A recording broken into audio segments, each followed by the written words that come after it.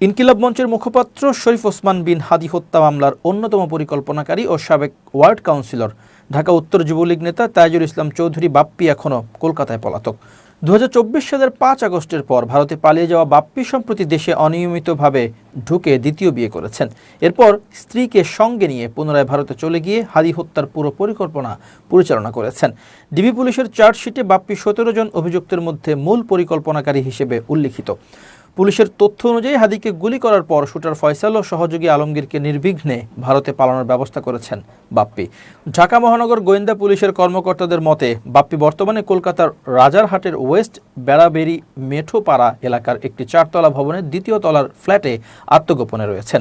সঙ্গে ছিলেন কয়েকজন পলাতক সহযোগী, যাদের মধ্যে স্বেচ্ছাসেবক লীগের কয়েকজন নেতা এবং ছাত্রলীগের সাবেক নেতা রয়েছেন। তবে 6 জানুয়ারি চার্জশিট প্রকাশের পর বাপ্পি ওই ফ্ল্যাট থেকে সরে গেছেন এবং বর্তমানে তার অবস্থান অজানা সূত্রের বরাত দিয়ে ডিবি জানায়, বাপ্পি দীর্ঘদিন রূপনগর ও পল্লবী এলাকায় রাজনৈতিক ক্ষমতার ছত্রছায়ায় অনিয়ম, দুর্নীতি, বাড়ি দখল এবং সহিংসতায় জড়িত ছিলেন। 2024 সালের 3 আগস্ট রাজধানীর রূপনগরের কাউন্সিলর কার্যালয়ে শেষবার উপস্থিত হন। এরপর 5 আগস্ট ভারতে চলে যান। ডিবি জানায়, হাদী হত্যার ঘটনায় মামলা হয় 14 ডিসেম্বর পল্টন থানায়। হাদীকে 12 ডিসেম্বর রিকশায় থাকা অবস্থায় গুলি করা হয় এবং পরে সিঙ্গাপুরে নেওয়া হলেও 18 ডিসেম্বর তিনি মৃত্যুবরণ করেন। চার্জশিটে 17 জনের নাম উল্লেখ থাকলেও বাপ্পি ও আরও কয়েকজন পলাতক।